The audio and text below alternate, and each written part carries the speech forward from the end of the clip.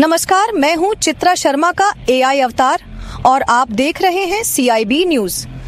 दूदू में भाजपा बनाम भाजपा की सियासी जंग अब तेज होती जा रही है।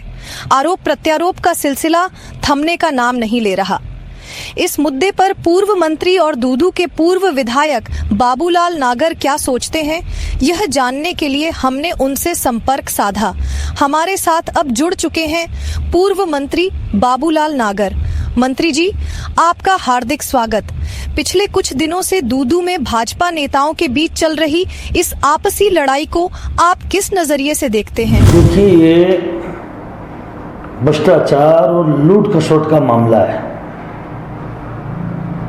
दूदू में सबसे पहले पंचायत समिति फागी के 14 सरपंचों ने इस्तीफा दिया।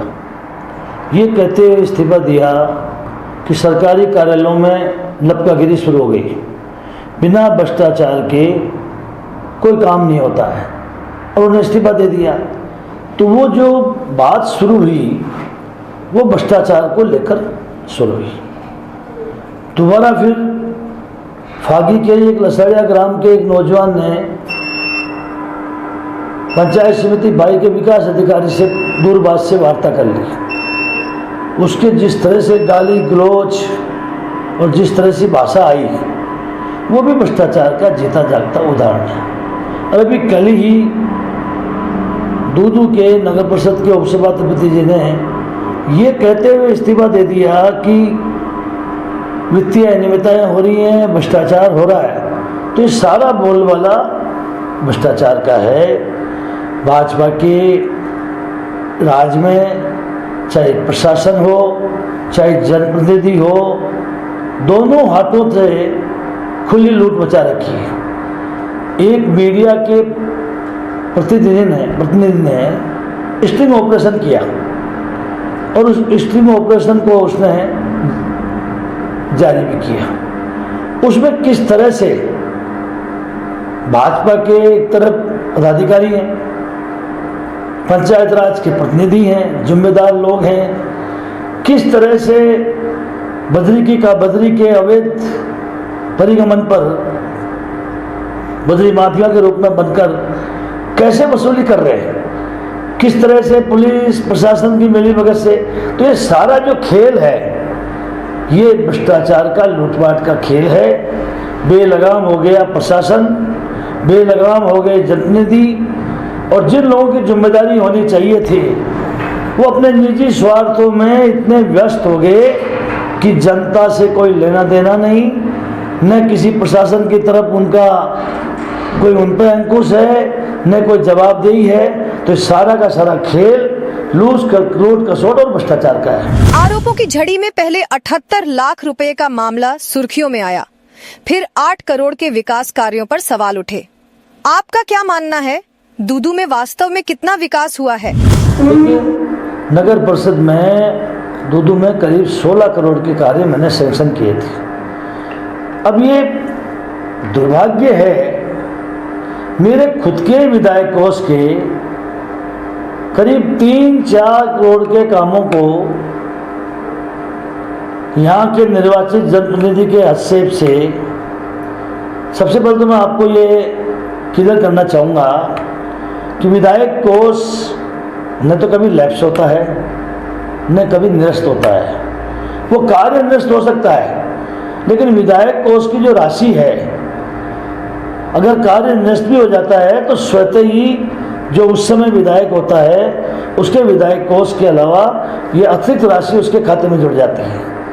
तो वर्तमान विधायक का ये सोच हो जाता है कि मैं कैसे तिगड़म करके इन कार्यों को निरस्त कराऊं, इसकी राशि मेरे खाते में आ जाए और फिर मैं अपनी इच्छा के अनुसार इनको स्वीकृतियाँ निकालूं। दुर्भाग्य है, मैं तो हमेशा गरीबों के, दलितों के, छोटी छोटी ढाणियों के यहाँ मैंने पैसा दिया, कहीं विश्राम स्थल दिया, कहीं हताई निर्माण दी कि गरीबों के कोई छोटे मोटा प्रोग्राम होता है तो उनको टेंट लाने में परेशानी होती है, उनकी ऐसी स्थिति नहीं होती है, स्कूलें नहीं मिलती हैं। दूदू की जो आपने बात करी, मेरे विधायक कोष से पैसा जारी कर दिया, कार्यकारी एजेंसी मैंने ग्राम पंचायत को बनाई, उनके खाते में आ गई। ग्राम पंचायत ने काम नहीं चलाया, फिर वो नगर पालिका बन गई, नगर परिषद बन गई, उनके खाते में आ गई। अब उस कार्य को चालू ही नहीं कर रहे। 16 करोड़ रुपए की तो वित्तीय स्वीकृति नगर परिषद से जारी की थी मैंने। केवल कृषि मंडी जो करीब 6.5-7 करोड़ के काम नई कृषि उपज मंडी से बनाई थी दूधों को,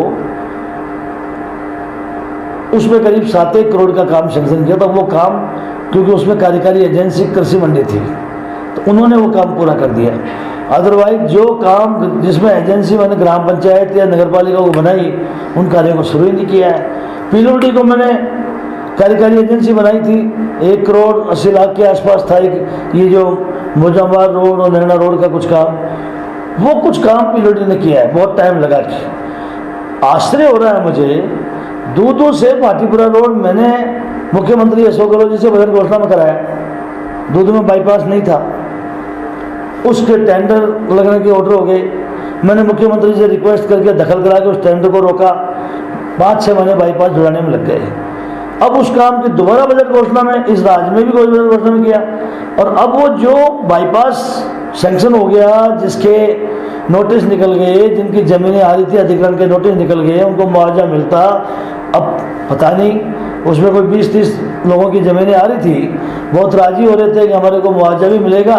अब पता नहीं कौन सा ऐसा बड़ी ज़मीन वाला माफिया मिल गया सरकार के लोगों से, अब उस रास्ते को बदलना चाहते हैं, उस बाईपास को।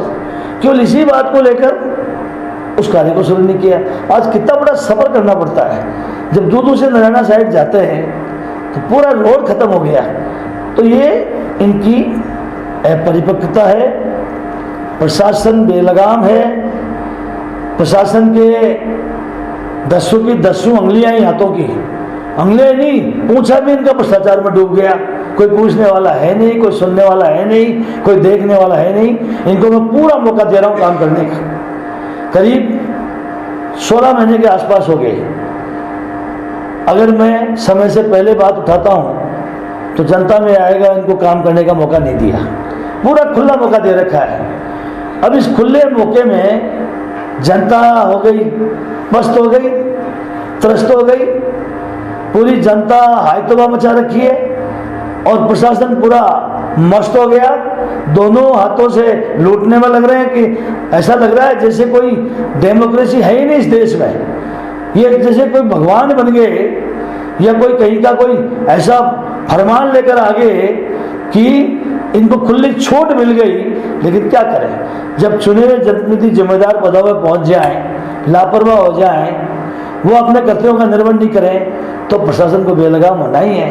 ये कितनी बड़ी दुख की बात है कि जहाँ 19 ग्राम पंचायत हो, एक तो नगर पालिका है, 14 लोग वर्तमान सरपंच इस्तीफा देते हैं, ये कहें लपगरी शुरू हो गई सरकारी कार्यालय में, तो शर्म आनी चाहिए प्रशासन को। इस सरकार को भी शर्म आनी चाहिए, यहाँ के प्रशासन को भी शर्म आना चाहिए। मेरे को समझ में नहीं आ रहा है क्या अपना मुंह लेके जनता में जाते हैं। खुलेआम जब चुनाव जनता के जनादेश से चुनाव व्यक्ति इस्तीफा देते हैं कि साहब यहाँ तो लपका गिरी शुरू हो गए सरकारी कार्यालयों में, तो ये आज बेहाल कर दिया इन लोगों ने। जिला खत्म कर दिया, सारे जिले के दफ्तर खत्म कर दिए। मेरे समय जो मैंने सैंक्शन निकाली, जिसके वर्क ऑर्डर हो गए, जहां ठेकेदार आ गए, जिनके शिलान्यास कर दिए, उन कामों को निरस्त कर दिया। करीब 1.5 दर्जन के आसपास। तो आपके उपस्वास्थ्य केंद्र की बिल्डिंग ही नहीं शुरू करी। CSC की 3 बिल्डिंग थी, वही शुरू नहीं करी। PSC की बिल्डिंग शुरू नहीं करी। कई जगह रोडें सैंक्शन करी थी, वही चालू नहीं करी।